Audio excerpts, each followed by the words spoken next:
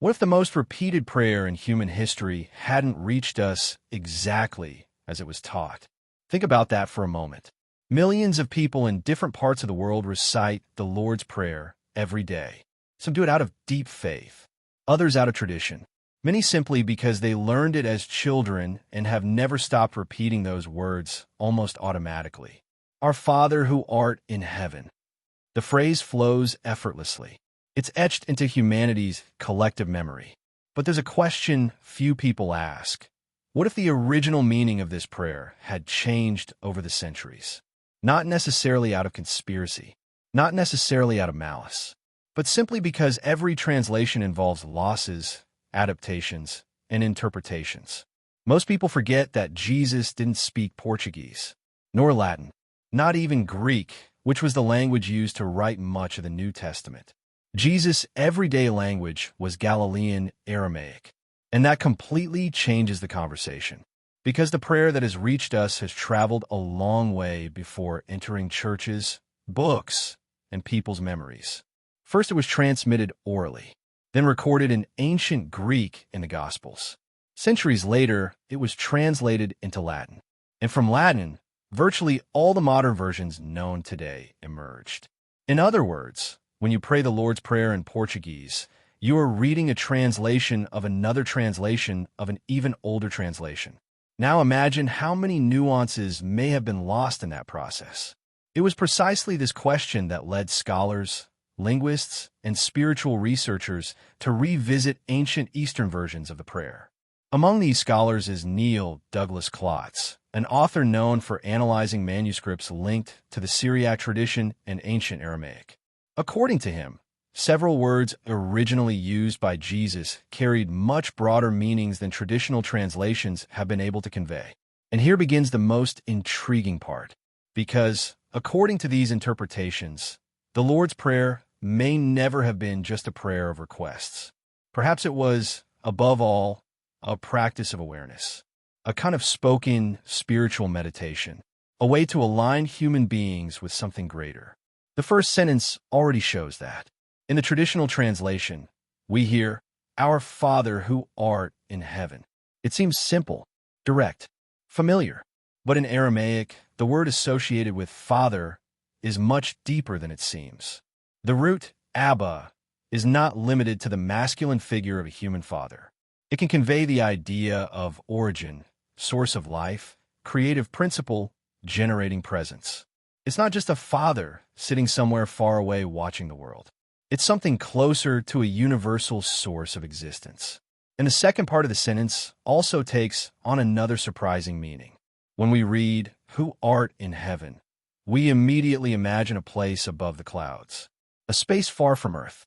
But some scholars argue that the Aramaic word used there does not necessarily refer to a physical location. She would be connected to the vibrant space of existence, to the invisible dimension where everything connects. Suddenly, the prayer ceases to sound like a message sent far away and begins to sound like an acknowledgement of something present everywhere. This completely changes the feeling of the sentence. It would no longer be someone begging a distant God. It would be someone awakening consciousness within themselves. And this change continues line by line. The phrase, usually translated as "hallowed be thy name," also hides interesting layers. In modern tradition, it seems merely an expression of reverence, a way of glorifying God. But certain interpretations of Aramaic suggest something more profound. The word related to sanctify can mean to make a space sacred, to purify, to open space for something essential to manifest. And name, in ancient Semitic cultures, was not merely a title or identifier. The name represented the living essence of what was being named. In other words, instead of simply praising a divine name, the phrase could indicate something like, "May I make space within myself for your essence to be revealed." Do you notice how the focus shifts? It's no longer just outward worship. It's an inner transformation.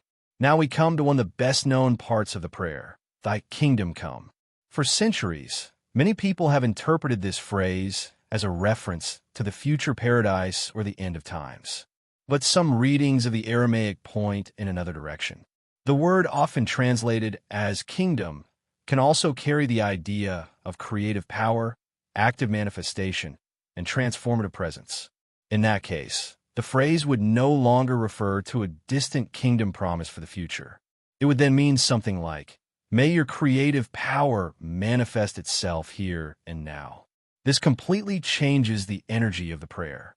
It ceases to be passive expectation and becomes active participation. The next line also takes on a much greater significance than it seems. "Give us this day our daily bread." At first glance, it seems like just a simple request for food. And of course, that meaning still exists. But in ancient Aramaic, certain words related to bread also carried associations with wisdom, understanding, and spiritual nourishment. In many ancient traditions, bread symbolized more than just physical food. It represented that which sustains the soul. So the request would not only be for material survival. It would also be for clarity, direction, and inner growth.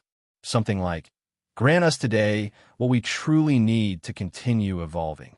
Not just food, but awareness. Not just sustenance for the body, but food for the spirit. And then we arrive at perhaps the most controversial part of the entire prayer. "Forgive us our trespasses, as we forgive those who trespass against us."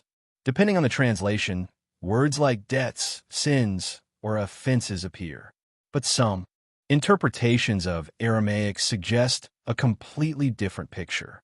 According to some scholars, the original word is linked to the idea of tangled threads, confusing relationships, and complicated human connections. The metaphor would be similar to a fabric full of knots. In this case, the request would not be merely moral. It wouldn't simply be a matter of erasing my guilt. It would be something deeper. Help us untangle the knots we've created in our relationships. This completely transforms the message, because it stops focusing solely on individual sin and starts talking about relational healing, on the human difficulty of maintaining healthy relationships, from accumulated resentments, from poorly resolved words, from the pain we carry for years. Prayer, then, would not be merely a confession. It would be a plea for deep reconciliation. And there is another phrase that has generated debate even within the modern church. "Lead us not into temptation." For a long time, theologians have debated this line of reasoning because it seems to suggest that God could lead someone astray. In fact, years ago, religious leaders even advocated for changes in how this phrase was translated into some languages. But certain readings of Aramaic indicate something different. The word associated with temptation could be linked to spiritual distraction, self-forgetfulness, and the loss of one's inner center. In other words, the phrase may not refer to moral temptations in the classical sense. Perhaps it's about losing consciousness, forgetting who we are, living on autopilot, becoming disconnected from purpose. In this case, the sentence would be saying something like, "Do not let us plunge into confusion and oblivion." And this resonates deeply with the world today, because there has never been a time so full of distractions. People spend hours staring at screens without realizing how much time has passed. They rush through the whole day without knowing exactly why.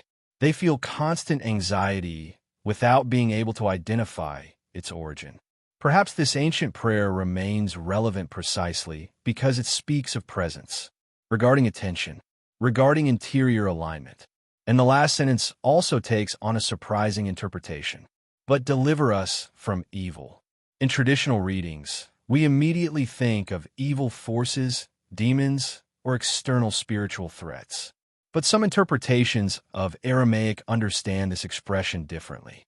The idea could be linked to misalignment, that which is out of harmony, that which takes us away from balance. In this sense, the request would be less about protection against invisible monsters and more about a call to return to the right path, to return to the center, to escape the internal chaos.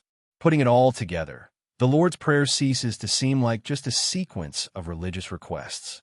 It begins to sound like a path of inner transformation, a kind of spiritual map, a prayer that speaks not only of obedience, but of awakening.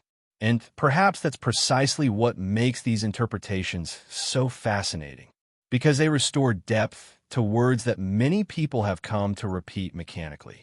Now, it's important to make something clear. Not all scholars agree with these alternative translations. Many researchers argue that several of these interpretations are poetic and spiritual expansions of Aramaic, rather than exact literal translations. This means there is debate, there is controversy, there is academic disagreement, and that's normal. After all, we're talking about extremely old texts, traversed by centuries of oral transmission, cultural changes, and linguistic adaptations. But regardless of which interpretation is most correct, there is something impossible to ignore. Words carry depths that almost always go unnoticed. And perhaps that is the most important point of all, because many people have turned spirituality into automatic repetition. The prayers are memorized. The rituals are repeated. The sentences are spoken without reflection. But when someone stops to investigate the original meaning of words, everything changes. The experience comes alive again. Prayer ceases to be an empty habit and becomes a conscious encounter again. Perhaps that is why so many ancient traditions valued silence before words, because the goal was never just to repeat sounds. It was about understanding, to feel, absorb. There's also an interesting historical detail in this whole story. As Christianity began to grow within the Roman Empire, the religion needed to undergo processes of organization and standardization. Over time, texts, rituals, and doctrines were standardized to create unity among different communities. This was important for the survival of the religion itself.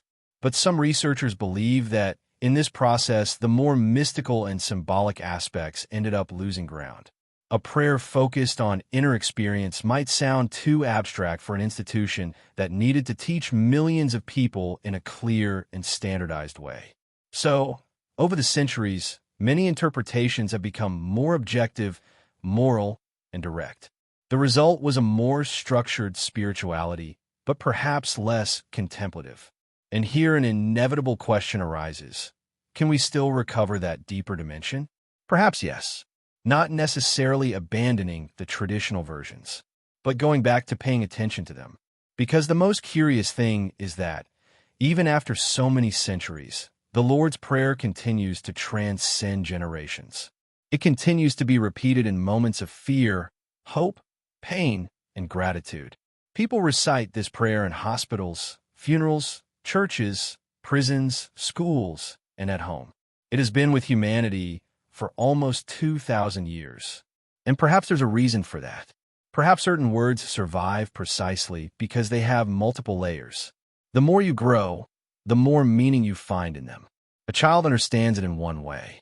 An adult understands another. Adult, someone who is suffering perceives different nuances than someone who is at peace. And perhaps the ancient Semitic languages were exactly like that. Open, symbolic, profound. A single word could carry multiple meanings at the same time. This makes any translation limited, because some experiences simply don't translate perfectly into another language. Perhaps that is why so many spiritual traditions insist that certain truths cannot be fully explained. They need to be experienced, felt, tried and tested. Then do a simple test. The next time you hear or recite the Lord's Prayer, don't do it automatically. Pause for a few seconds on each sentence. Ask yourself what those words truly awaken within you. When you say, Our Father, think about the idea of the origin of life. When you say, Thy kingdom come, think of transformation happening now. When talking about forgiveness, remember the bonds that still need healing. When asking for deliverance from evil, also think about everything that throws you off balance. Perhaps the prayer will remain the same, but the experience will be completely different. Because in the end, perhaps the real question was never about discovering which translation is absolutely correct. Perhaps the real question is something else. What happens when you stop repeating words out of habit and finally begin to understand what they might mean?